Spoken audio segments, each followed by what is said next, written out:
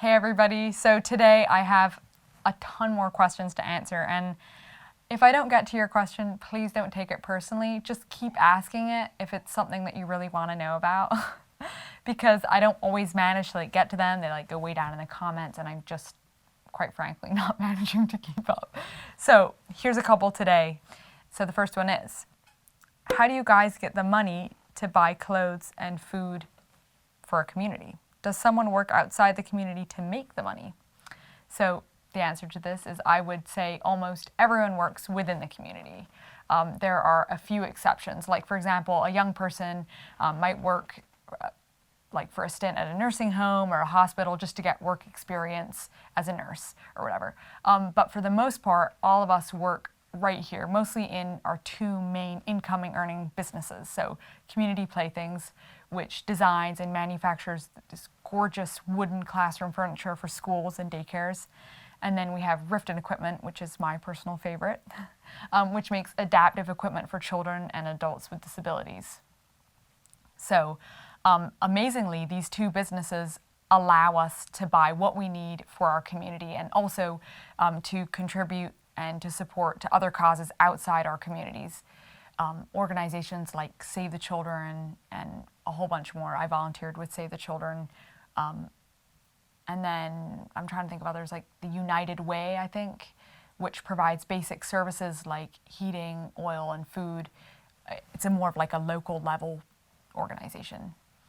But then, of course, besides the businesses, there are a lot of things to do just to keep this place running, to keep a community running, like caring for and teaching the kids, working in the medical and dental clinics, washing the laundry, maintaining the buildings, keeping the phones and computers running, cooking food, you name it.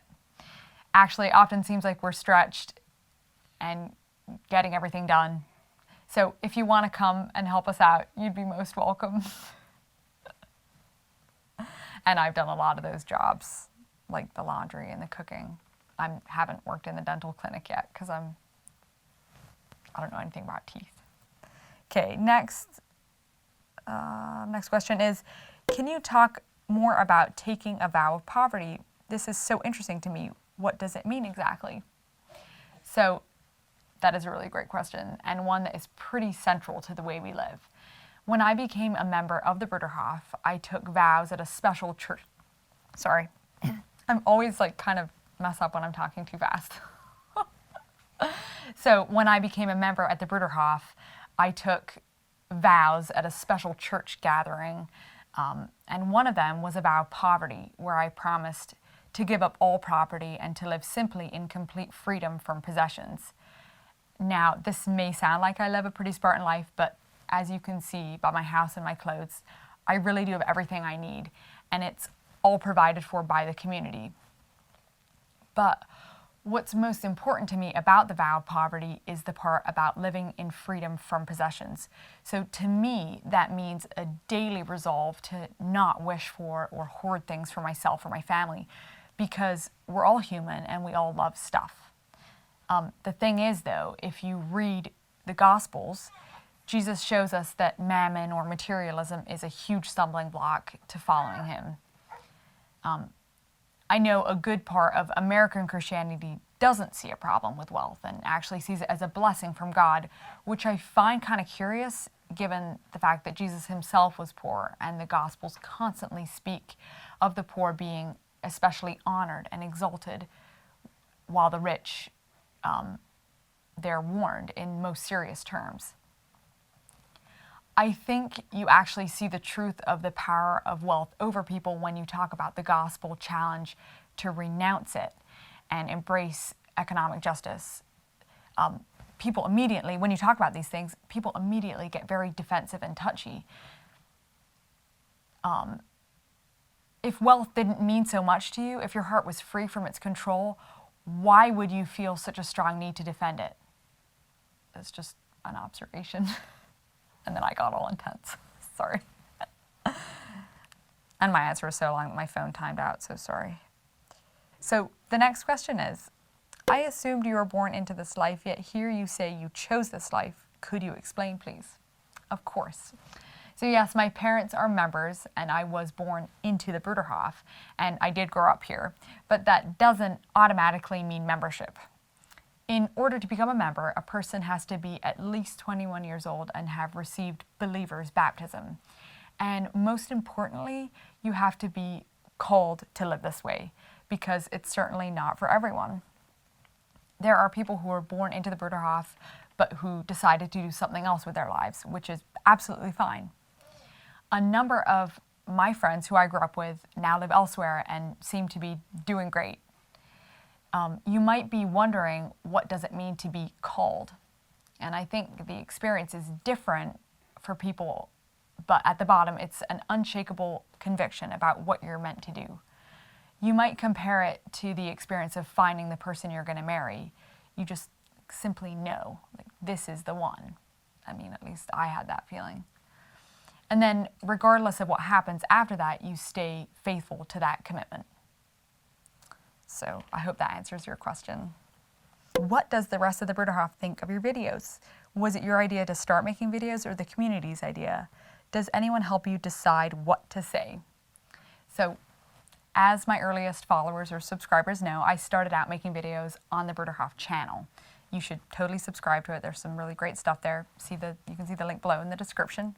So a friend of mine, Rich, who was posting videos on the Bruderhof channel, asked me if I would mind presenting there, and I said yes, since I am inspired about our life here on the Bruderhof.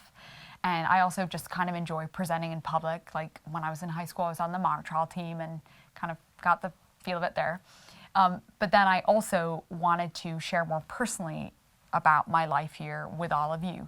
So I decided to start my own channel where it wouldn't feel like I was speaking for the Bruderhof in an official capacity.